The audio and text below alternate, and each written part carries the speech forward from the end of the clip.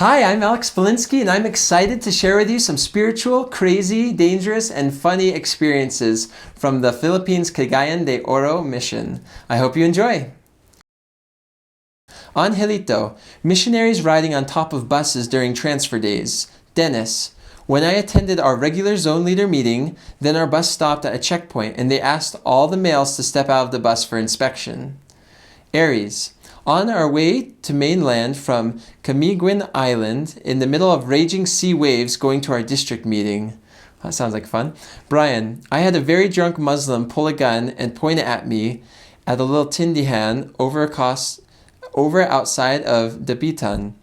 He told me that he would go straight to Allah if he killed a white Christian. I was obviously that, but I just smiled at him, sat down across the table, and had a nice chat with him about his family and where he grew up. After a bit, he set his gun down. I bought him some bread, and we sat and ate it together and left on friendly terms. Sounds like a brave, awesome missionary.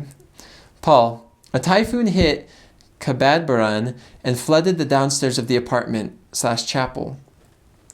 Redante, catching the last trip to our apartment, 7 p.m., jeepney traveling 60 to 80 kilometers per hour, sitting on top of the jeepney, nothing to hold on except pressing your arms and palms on top to get you steady while little rain pouring.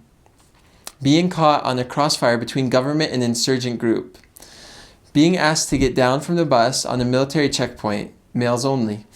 But when they know you're an LDS missionary, you're exempted. Rebecca, Muslim military soldiers trying to break into our apartment in Iligan City. Whoa, that sounds really intense. Angelito, foreign missionaries were served with calderetang dog meat without knowing and said it was good and delectable. Dennis, when I woke up in the middle of the night thinking my companion was shaking my bed, but when I looked around, it was not. It was not my companion, but an earthquake. Aries, being chased by no one, ... wink. Brian, bragging that I was a good coconut tree climber during a zone activity. I started climbing a very tall coconut tree to get some coconuts for the zone. I had misjudged how high the tree was, and therefore how old the footholds were. They were cutting into my tender white feet and I was bleeding. At around 8 feet from the top, as the tree was swaying, I was so tired and almost in shock that I actually let go of the tree to rest. Thankfully, just as I started to fall, I sort of came to and just hugged the tree with all I had and scraped up my entire body. I sat there like that for a while, then slowly came down with no coconuts. Everyone wondered why I'd been up there so long and came so close but didn't get any coconuts. Paul, taking a shower in a heavy rainstorm. Redante, walking home from proselyting my rural area, no more transportation available, 6 p.m., zero visibility, pitch black, the feeling of outer darkness, walked 5 kilometers, no streetlights available, then no flashlight available. I forgot to bring it. We have to find the white lane markings on the road just to make sure we are not off-road and we're going the right way. It was funny and scary at the same time.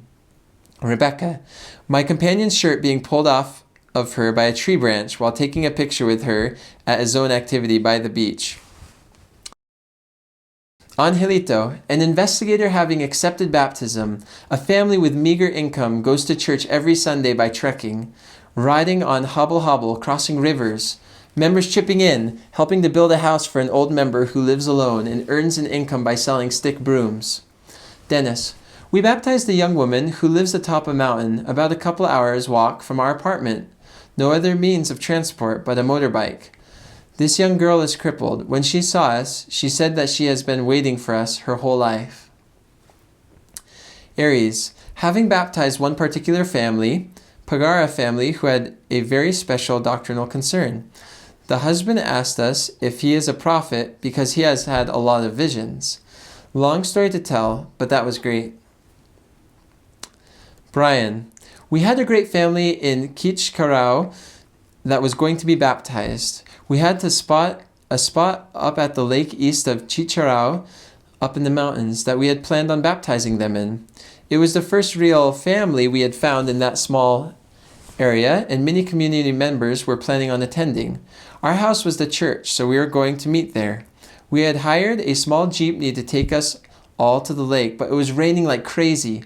My companion and I fasted for a miracle, that the rain would stop so people would come. Just as the service was about to start, the rain slowed and people trickled in. Then it stopped long enough to drive to the lake, where the only sunshine was streaming through the clouds like the heavens were smiling at us. Right in the little bay in the lake where we held the baptism. Then we made it back to the house after, and we were singing closing hymn 236, Lord, accept into thy kingdom. Just as we started the third verse, like the sound of rushing waters, the rains were unleashed so loud on our metal roof that we could hardly hear ourselves singing, and my companion and I just cried as we sang. We felt that the Lord had truly answered our prayers. Paul, baptizing all the wonderful people. Redante, being able to baptize a family who traveled almost half day walking just to attend church service in Dipolog. You will be able to know yourself in the mission personally and spiritually. Rebecca, it was all such a spiritual experience. Being able to backtrack 3 of my areas on my way home and seeing many of the members each and getting to say goodbye to them was a priceless experience for me. Well, I hope you enjoyed some of those stories from the Cagayan de Oro mission. If you're a return missionary who served in the mission, we'd love for you to fill out a survey if you're willing to. Go to preparetoserve.com/survey and just fill out that Google form, and then we'll share that on the Cagayan de Oro mission page on the website. Also, if you're willing to be video interviewed about your mission in Utah, feel free to message us. We'd love to interview you. Also, my wife has designed some sweet mission-specific and country-specific t-shirts, word clouds in the shape of the country or state, and we have several of these shirts from Teespring. We love the quality. They're super comfortable. Feel free to buy one if you'd like. Anyways, thank you so much for watching this video, and I hope you have a wonderful day. Take care. Bye-bye.